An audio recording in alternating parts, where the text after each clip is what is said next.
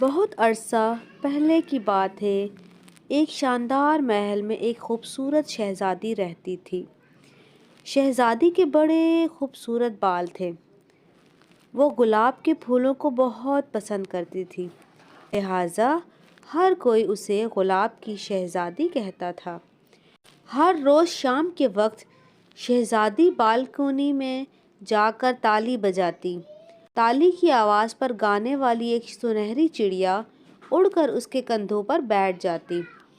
جب چڑیا پیاری سی آواز میں گانا شروع کرتی تو شہزادی بھی اس کے ساتھ گانے لگتی۔ رعایا ان کی خوبصورت آواز پر صبح ہونے تک سکون کی نیند سوتے رہتے۔ یہ سلسلہ یوں ہی چلتا رہا۔ ایک دن کسی چڑیل کو شہزادی کے خوبصورت بالوں کے بارے میں پتہ چل گیا۔ نہ جانے کیا سوچ کر اس نے فیصلہ کر لیا کہ وہ شہزادی کے بالوں کو کالا کر دے گی۔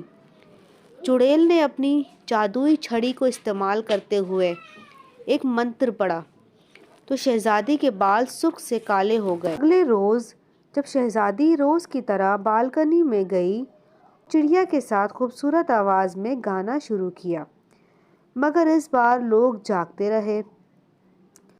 شہزادی کو معلوم ہوا تو وہ بہت پریشان ہوئی۔ اس نے چڑیا سے پوچھا کہ اسے کیا کرنا چاہیے۔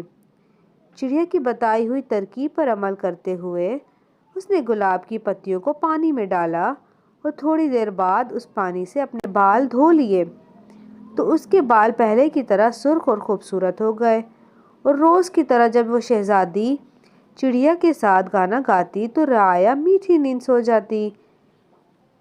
چڑیل کو اس بات کی خبر ہوئی تو اسے بہت غصہ آیا اور اس نے پھر وہی منتر پڑھا، لیکن اس بار چڑیل نے ہر طرف سے گلاب کے پھول توڑ لیے تاکہ شہزادی اپنے بال پہلے جیسے سرخ نہ کر سکے۔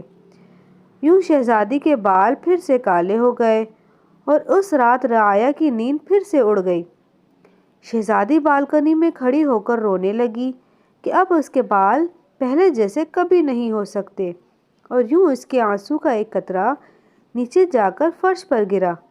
ایک نوجوان جو وہاں سے گزر رہا تھا اس خوبصورت شہزادی کو بالکنی میں روتا ہوا دیکھ کر رک گیا۔ اس کے پاس ایک صندوق تھا جس میں سے اس نے سرخ رنگ کا بال نکالا اور اس بال کو آنسو کے قطرے پر رکھا جو شہزادی کی آنکھوں سے گرا تھا۔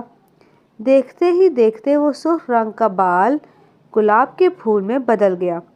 شہزادی یہ دیکھ کر بہت حیران ہوئی اور اس نے جلدی سے اس گلاب کے پھول کو پانی میں ڈال کر اس سے اپنے بال دھوئے اور اس چڑیل کا جادوئی اثر ختم ہو گیا۔ شہزادی کے بال پہلے کی طرح سرخ ہو گئے اور ہر طرف گلاب کے پھول کھل گئے۔ بادشاہ نے نوجوان سے جب پوچھا کہ اس کے پاس یہ بال کہاں سے آیا تو اس نے بتایا کہ شہزادی سے بچپن میں اس کی بہت دوستی تھی۔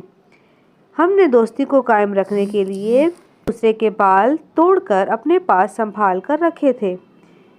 پھر میں سفر پر چلا گیا تھا، کئی برسوں بعد اب واپس آیا ہوں۔ یہ سن کر بادشاہ بہت خوش ہوا اور دونوں کی شادی کر